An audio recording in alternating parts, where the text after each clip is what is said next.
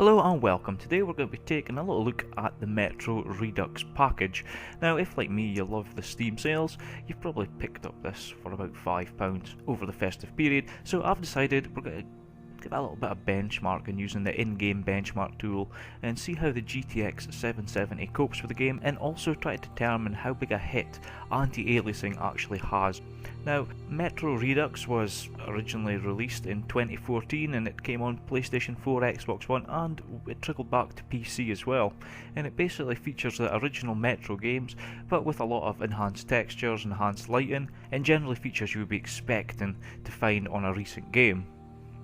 Thankfully, on the PC version it comes bundled in with a handy benchmark tool. So what we've done is we've run the benchmark tool at 1920 by 1080 on the very high quality setting, with anisotropic filtering set at 16 times, motion blur off, tessellation off. The only variable that we've introduced is the SSAA. SSAA, or Super Sampled Anti Aliasing, it's basically a brute force anti-aliasing technique where it renders assets at a much higher resolution than the 1080p that we're testing here, and then downscales that, and it results in a much clearer and crisper image, but it is known to take quite a big hit in performance. So we've run it with it off and it on, and we're going to see what the difference actually is. So for this first run in the Metro Redux benchmark test, using the GTX 770, we turned SSAA on, and the average frame rate was 37.5. Now we did this over 3 or 4 different tests and took the average frame rate from that. In this test we've seen a maximum frame rate of 91.2 but a minimum frame rate of 16 FPS.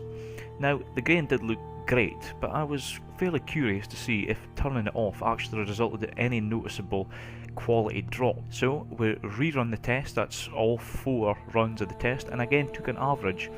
And first impressions was, sitting on a sofa and gaming on a television, for the majority of gamers, I would say that there's no discernible difference in visual quality. What there was a difference in, however, was the frame rates, and the average frame rate with SSAA turned off, it jumped up from 37.5 up to 73 FPS, with a maximum frame rate of 153 FPS and a minimum this time of 23, so it's a huge jump in performance for a very small reduction in quality.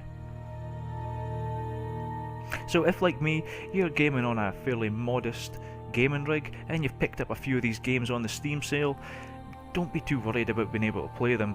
Some of these really tough visual enhancement techniques like SSAA, it doesn't add a huge amount to the gameplay, and certainly when you're actually getting into the game you're not going to notice it. But it should come as no surprise really that something like the GTX 770 can pretty much brute force its way through something like Metro Redux. The game is 2 years old, and while the GPU itself is probably a bit older than that, at the time it was still a very high-end GPU. And as you'll see over the coming days, you don't actually need top-end hardware to be able to enjoy this game series at really high settings. Anyway, thank you so much for watching this. Please feel free to leave a comment in the section down below, hit that like and subscribe button, and I'll see you again next time.